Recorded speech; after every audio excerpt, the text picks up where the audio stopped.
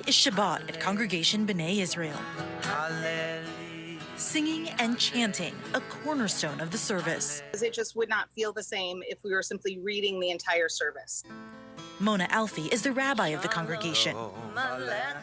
She says she understands the importance of health guidelines, including the new ban on singing and chanting in places of worship, which is why she leads socially distanced services online with no members in the synagogue. The way that we worship God best is by honoring each other. And the way we honor each other right now means keeping each other healthy and alive.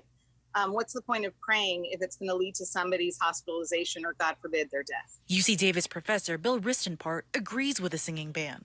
I think that's a very prudent measure. He studies the emission of expiratory aerosols, tiny particles you can't see by the naked eye that carry virus. People don't think about this risk because they don't see it, but it's there. And there's a lot of evidence now that COVID-19 is transmitted via these very small expiratory particles that you can't see.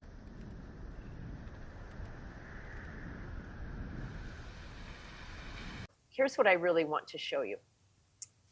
Consideration. Discontinue singing in rehearsals and chanting and other practices and performances where there is an increased likelihood for transmission from contaminated, exhaled droplets. So I want to really look at this. Contaminated, exhaled droplets. CED, as I will call it now. So the CED, the contaminated exhaled droplets, could infect someone nearby. Are you with me on this, friends? All right. Contaminated exhaled droplets are so contagious that just by the fact of singing, you could make someone sick. That's what the tyrant in charge is telling us. Therefore, the guidelines are saying that you should not sing or chant. So what about talking? I guess we shouldn't talk anymore. We already know we're not supposed to breathe, which is why we have the mask. I get that part. Even though God breathed in the breath of life and gave us life, I guess we already shouldn't breathe. We certainly shouldn't breathe near anyone. And we don't want to exhale the contaminated droplets. Well, let me ask you this.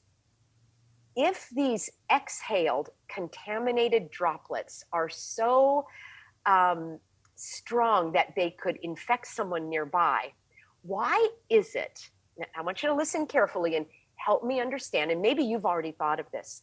Why is it if someone goes to get tested for this illness that they have a swab that is inserted way up in their nasal passage to get the virus? Can't you simply do this for your test? Have the swab here and do this.